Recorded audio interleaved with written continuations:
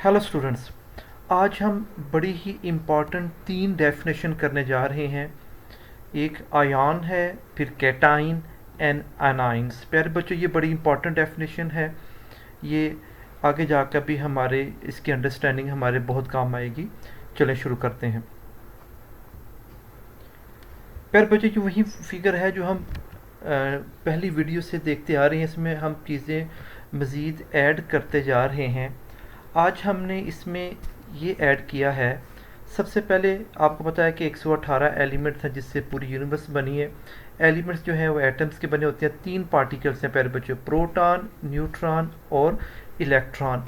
अब सबसे इम्पॉर्टेंट बात कि एक एटम में जितने प्रोटॉन होंगे, कि प्रोटॉन की जो जितनी तादाद है, number of proton, number of बेटा तादाद को कहते हैं प्यारे बच्चों, उतने ही इलेक्ट्रॉन होंगे। इसका मतलब है प्रोटॉन और इलेक्ट्रॉन दोनों इक्वल हैं एक ऐसे एटम में जो कि न्यूट्रल हो। ठीक है। सो न्यूट्रल एटम में जो प्रोटॉन है और इलेक्ट्रॉन है वो सेम होंगे। सेकंड हमने इसमें चीज़ एक और ऐड की, वो ये कि चार्जेस। प्रोटॉन पे प्यारे बच्चों पॉजिटिव चार्ज है। न्यूट्रॉन जैसा कि उसका नाम से हमें पता लग रहा है वो न्यूट्रल है, उस पर कोई चार्ज नहीं है। और जो इलेक्ट्रॉन है उस पर नेगेटिव चार्ज है। एक तो हमें वो जो तीन पार्टिकल्स से एटम के जो थ्री पार्टिकल्स हैं, प्रोटॉन, न्यूट्रॉन, इलेक्ट्रॉन, इसके ऊपर जो चार्जेस हैं उसके बारे में हमें अंडरस्टैंडिंग डेवलप हो गई। थर्डली हमने इसमें ये ऐड किया है कि एटम का जब हम स्ट्रक्चर स्टडी करते हैं उसमें देखते हैं सेंट्रल वाला हिस्सा जो है वो न्यूक्लियस होता है।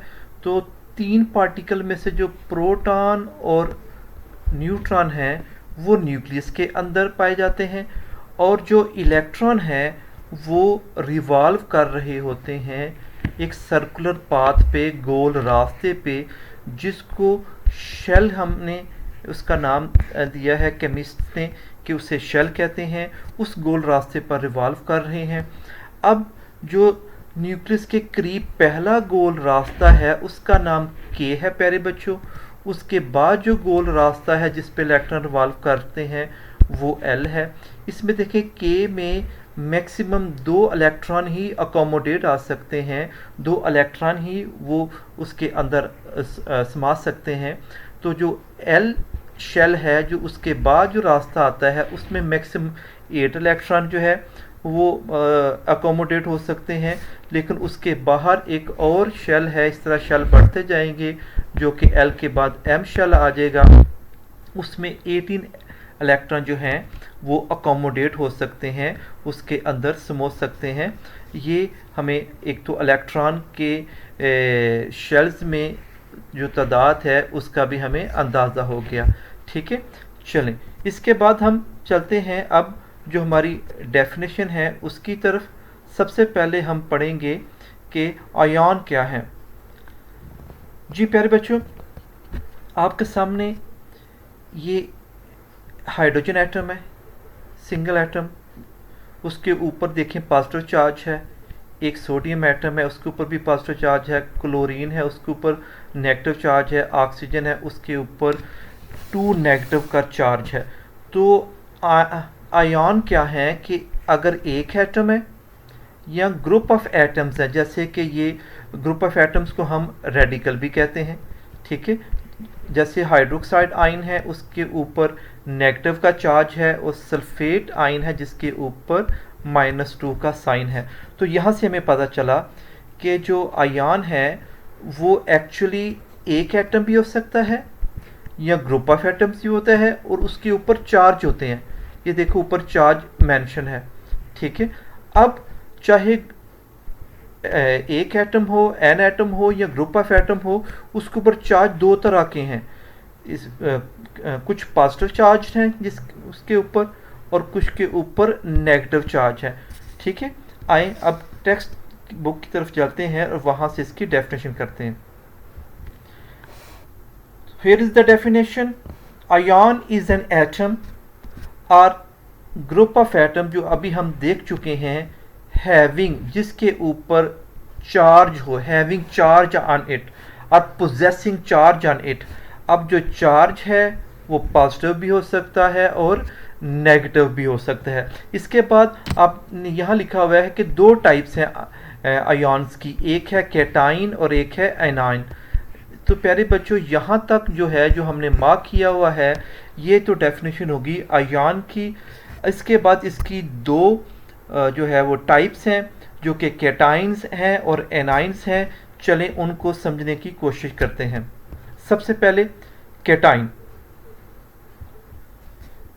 आपके सामने प्यारे बच्चों एक फिगर है जिसमें सोडियम का स्ट्रक्चर बना हुआ है। सोडियम में प्यारे बच्चों न्यूक्लियस में 11 प्रोटॉन हैं और जो हमें पहले पढ़ चुके हैं कि जो न्यूट्रल एटम होगा उसमें जितने प्रोटॉन होंगे, अगर 11 प्रोटॉन है तो इलेक्ट्रॉन भी 11 होंगे और इसके ऊपर नेट चार्ज देखें 0 है, इसके ऊपर कोई चार्ज नहीं है क्योंकि प्रोटॉन पे पॉजिटिव चार्ज है, इलेक्ट्रॉन पे नेगेटिव चार्ज है और ओवरऑल इस पे कोई चार्ज नहीं है।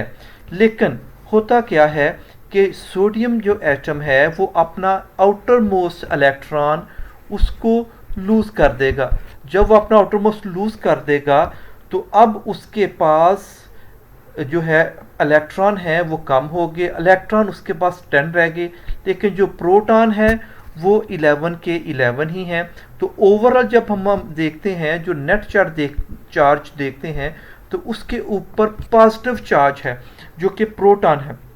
इसका मतलब है एक प्रोटॉन ज़्यादा है तो उस पर पॉजिटिव 1 नेट चार्ज आ जाएगा। अच्छा प्यारे बच्चों ये भी बताते चलें कि इलेक्ट्रॉन जो एटम है वो अपना इलेक्ट्रॉन क्यों लूज़ करते हैं या गेन करते हैं। एक्चुअली 118 एलिमेंट्स में से सब के सब एटम वो चाहते हैं कि उनके जो आउटर मोस्ट शेल है ये सबसे बड़ा बाहर वाला शेल जिसे वैलेंस शेल भी कहते हैं, इसमें 8 इलेक्ट्रॉन आ जाए।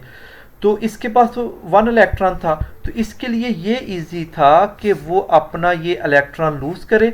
जब इलेक्ट्रॉन लूज़ करेगा तो उसका आउटर मोस्ट शेल ये बन जाएगा, ठीक है, उसका आउटर मोस्ट शेल ये बन गया। तो अब उसके उसमें ये देखिएगा उसके 8 इलेक्ट्रॉन उसमें आ गए। तो अब ये हर एलिमेंट का एटम स्टेबल होने के लिए आउटर मोस्ट में 8 इलेक्ट्रॉन बनाना चाहता है।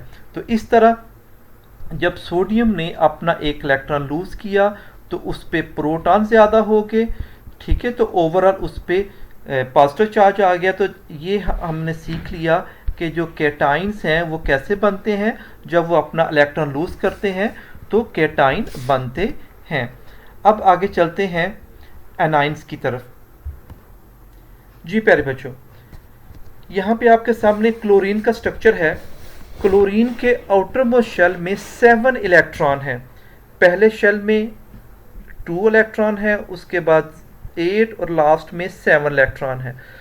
अब वो क्या करेगा, क्लोरीन एक इलेक्ट्रॉन गेन करता है क्योंकि उसने आउटर मोस्ट शेल में 8 इलेक्ट्रॉन पूरे करने हैं। जैसे पीछे हमने अभी सीखा कि सोडियम ने अपना एक इलेक्ट्रॉन लूज़ किया तो यहाँ क्लोरीन एक इलेक्ट्रॉन गेन करेगा। जब इलेक्ट्रॉन वो गेन करेगा तो उसके ओवरऑल एटम में एक इलेक्ट्रॉन ज़्यादा हो जाएगा तो उसका जो नेट चार्ज है, जो टोटल चार्ज है वो -1 हो जाएगा और इस तरह क्लोरीन के ऊपर ओवरऑल जो है वो नेगेटिव चार्ज आ जाएगा और इस तरह जो एनाइन्स हैं वो बन जाएगा। आए अब इसकी डेफिनेशन जो है टेक्स्ट बुक में जो डेफिनेशन है उसको देख लेते हैं। So here is the definition. An atom or group of atom having positive charge is called cation। और ये कैसे बनते हैं, are formed when atoms lose electron from their outermost shell। और इसकी एग्जांपल हमने सोडियम की एग्जांपल है वो हम देख चुके हैं। अगर इसके साथ प्यारे बच्चों ये इक्वेशन भी लिख लें तो आपका ज़्यादा अच्छा इंप्रेशन पड़ सकता है। जहाँ तक एनाइन की डेफिनेशन है, an atom or group of atom that has a negative charge it is called anions।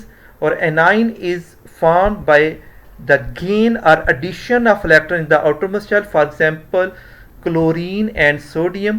और इसके साथ भी प्यारे बच्चों अगर आप इक्वेशंस ये ऐड कर लें तो आपका इंप्रेशन अच्छा हो जाएगा। आपका बहुत बहुत शुक्रिया।